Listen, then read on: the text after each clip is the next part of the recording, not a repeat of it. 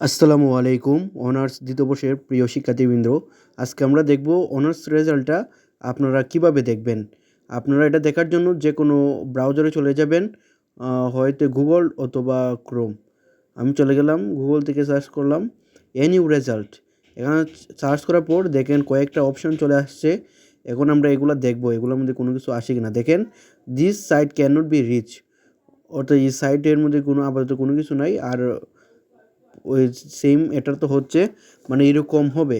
যদি আপনার যেদিন রেজাল্ট দিবে এদিনও এরকম হয়, তাহলে আপনারা কীভাবে রেজাল্ট দেখবেন?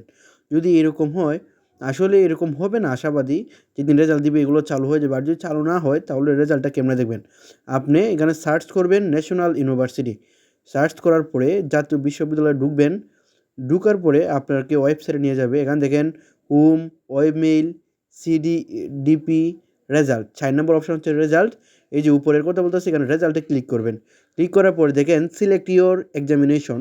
এখানে আপনার এখানে কোনো কিছু নাই, কিন্তু যখন রেজাল্ট দিবে তখন অনার্স সেকেন্ড ইয়ার এখানে আপনি ক্লিক করবেন। তারপর এক্সাম রুল দিবেন, তারপর রেজিস্ট্রেশন নাম্বার দিবেন, তারপর আপনি এক্সাম ইয়ার দিবেন। এক্সাম ইয়ার হচ্ছে আপনাদের 2024।